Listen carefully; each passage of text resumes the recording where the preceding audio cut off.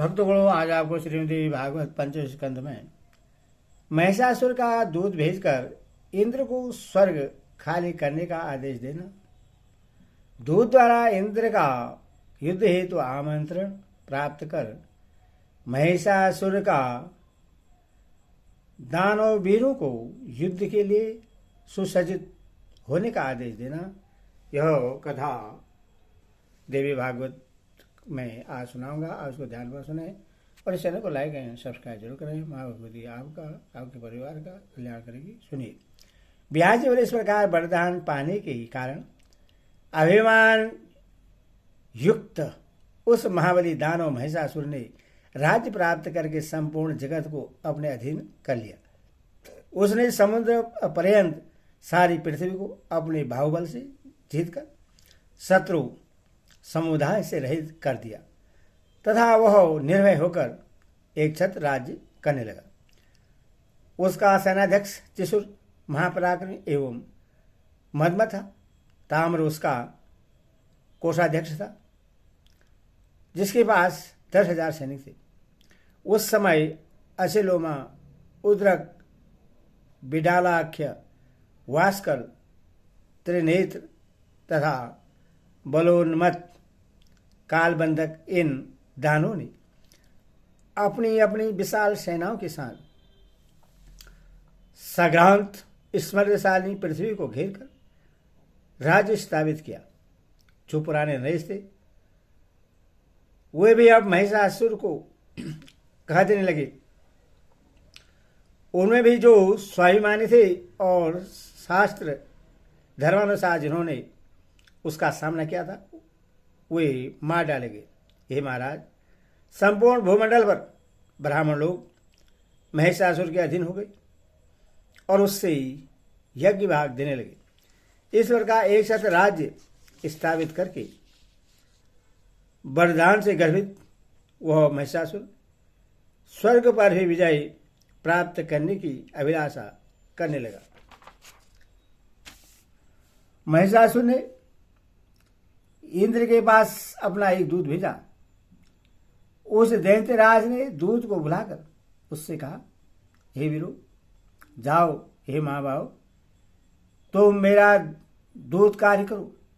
हे अनग, तुम निडर होकर स्वर्ग में देवताओं के पास जाकर वहां इंद्र से कहो, हे शस्त्राक्ष, तुम स्वर्ग छोड़ दो और अपनी इच्छा के अनुसार जहां चाहो शीघ्र चले जाओ।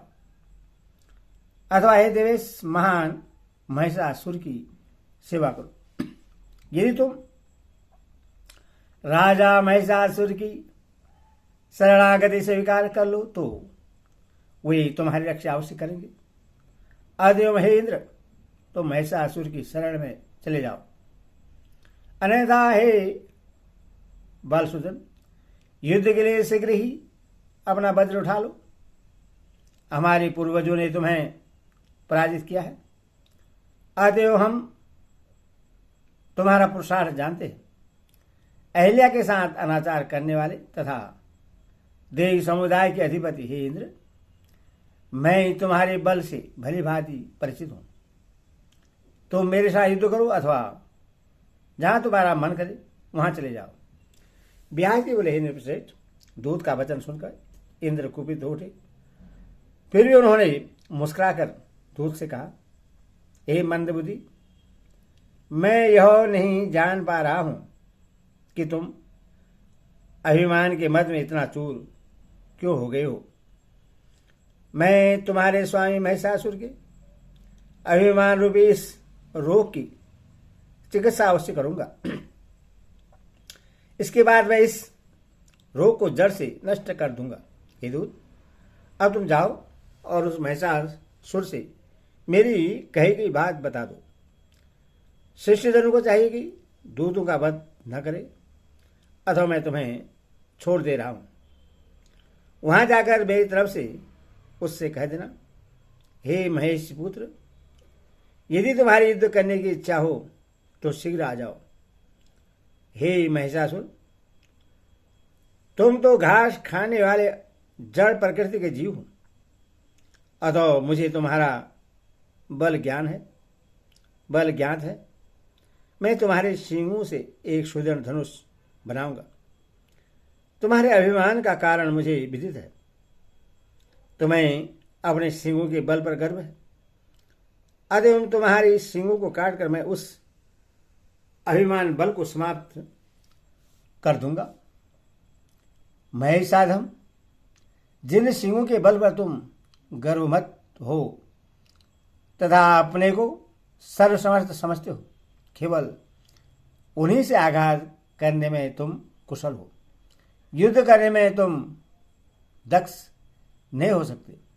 ब्याज बोले देवराज इंद्र के ऐसा कहने पर वह तो तत्काल वहां से चल दिया। वह उन्मत्त महिषासुर के पास पहुंचा और उसे प्रणाम करके कहने लगा, दूत बोला, हे राजन, वह देवराजेंद्र आपको कुछ भी नहीं समझ रहा है। देव सेना से संपन्न होने के कारण वह अपने को पूर्ण बलवान मानता है। उस मूर्ख ने जो कुछ कहा है उसके अतिरिक्त दूसरी बात मैं कैसे कहूं। सेवक को अपने स्वामी के समक्ष सत्य तथा प्रिय वाणी बोलनी चाहिए। कल्याण की इच्छा रखने वाले सेवक को अपने स्वामी के आगे सदा सत्य तथा प्रिय वचन बोलना चाहिए। हे महाराज, यही नीति संसार में सदा से कल्याणप्रद होती आई है। किंतु यदि केवल प्रिय लगने वाली बात ही कहूं तो इससे ही आपका कार्य सिद्ध नहीं होगा। साथ ही अपना कल्याण चाहने वाले सेवक को अपने स्वामी से कठोर बात कभी नहीं कहनी चाहिए। हे नाथ, शत्रु के मुख से जिस तरह की विषतुल्य बातें निकलती हैं, उस तरह की बातें सेवक के मुख से कैसे निकल सकती हैं। हे पृथ्वीवते, इंद्र ने जिस प्रकार के वाक्य बोले हैं उन्हें कह सकने में मेरी जिहा कभी भी समर्थ नहीं है। ब्याज बोले, उस दूत का रहस्यपूर्ण वचन सुनकर घास खाने वाले महिषासुर का मन पूर्ण रूप से क्रोध के वशीभूत हो गया। सभी दैत्यों को बुलाकर क्रोध के मारे लाल आंखों वाला महिषासुर अपनी पूंछ पीठ पर रखकर मूत्र त्याग करते हुए उनसे कहने लगा, हे दैत्यों, यह इंद्र निश्चय ही युद्ध करना चाहता है। अब तुम लोग सेना संगठित करो, हमें उस देवाधम को जीतना है। मेरे सम्मुख भला कौन पराक्रमी बन सकता है। यदि उस इंद्र के समान करोड़ों लोग मेरे सामने आ जाएं तो भी मैं नहीं डरूंगा। तब उस अकेले इंद्र से कैसे डर सकता हूं। उसको तो मैं अब निश्चित रूप से मार डालूंगा। वह इंद्र शांत स्वभाव वाले लोगों पर अपने पराक्रम का प्रदर्शन तथा तपस्या पर अपने बल का प्रयोग करता है।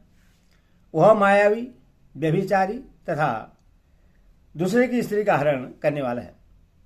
वह दुष्ट अपने अप्सराओं के बलबूते दूसरों की तपस्या में विघ्न डालता है। शत्रु की कमजोरी देखकर अवसरवादिता का लाभ उठाकर उस पर प्रहार करता है। वह सदा से पाप कृत्यों में रत रहने वाला तथा घोर विश्वासघात करने वाला है। भय के मारे उस छली इंद्र ने पहले विश्वास प्रदर्शन के लिए अनेक प्रकार की शपथें खाकर नमुची नामक दैत्य से संधि स्थापित की, किंतु बाद में उस दुष्टतमा ने छलपूर्वक नमुची को मार डाला। विष्णु तो कपट का आचार्य, मायावी, झूठी प्रतिज्ञा करने में बड़ा ही कुशल, बहुरूपिया, सैन्य बल का संचय करने वाला तथा महान पाखंडी है। उसी ने शुकर का रूप धारण कर हिरण्याक्ष का वध कर डाला और नरसिंह का रूप धारण कर हिरण्यकशिपु का संहार किया। अतएव हे धनु के वंशजों, मैं उसका वंशवर्ती कभी भी नहीं होऊंगा और देवताओं का कहीं भी कदापि विश्वास नहीं करूंगा। विष्णु तथा इंद्र ये दोनों मेरा क्या कर लेंगे? यहाँ तक कि उनसे भी अधिक शक्तिशाली रुद्र भी युद्ध भूमि में मेरा प्रतिकार कर पाने में समर्थ नहीं है। इंद्र, वरुण, यम, कुबेर, अग्नि, चंद्रमा तथा सूर्य को जीतकर मैं स्वर्ग पर अधिकार कर लूंगा। अब हम लोग यज्ञ का भाग प्राप्त करेंगे तथा सोमरस का पान करने वाले होंगे। मैं देव समुदाय को जीतकर दानव के साथ विहार करूंगा। हे दानव, वरदान के कारण मुझे देवताओं का भय नहीं है। पुरुष से मेरी मृत्यु हो ही नहीं सकती, ता भला स्त्री मेरा क्या कर लेगी? हे गुप्तचरों, पाताल में तथा पर्वतों पर रहने वाले बड़े बड़े दानव वीरों को तत्काल यहाँ बुलाकर उन्हें मेरी सेनाओं का अध्यक्ष बना दो। हे दानव, मैं तो अकेला ही समस्त देवताओं को जीतने में समर्थ हूँ। फिर भी शोभा बढ़ाने की दृष्टि से आप सबको भी बुलाकर देवताओं के साथ होने वाले संग्राम में ले चलूंगा। मैं अपने सिंहों तथा खुरों से देवताओं को निश्चित रूप से मार डालूंगा। वरदान के प्रभाव से मुझे देवताओं से भय नहीं है। देवता, दानव तथा मनुष्य सभी से मैं अवैध हूं। अतः आप सब देवलोक पर विजय प्राप्त करने के लिए अब तैयार हो जाओ। हे दैत्यों, देवलोक को जीतकर मैं नंदन वन में विहार करूंगा। मंदार पुष्प की मालाएं धारण करके आप लोग देवगणाओं के साथ रहेंगे। कामधेनु के दुग्ध का सेवन करेंगे, प्रसन्नतापूर्वक अमृत पान करेंगे तथा और देवताओं तथा गर्दभों के गीतों तथा मनमोहक हाव भाव युक्त नृत्यों का आनंद लेंगे।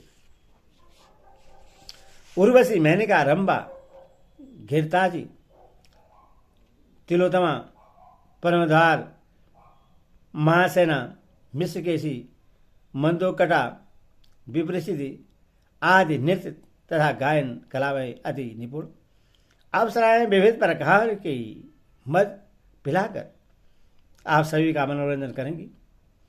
देवताओं के साथ युद्ध करने के लिए देवलोक के लिए प्रस्थान करना यदि आप लोगों को उचित लगे तो आप सब उत्तम मंगलाचार संपन्न करके आज ही चलने के लिए तैयार हो जाइए।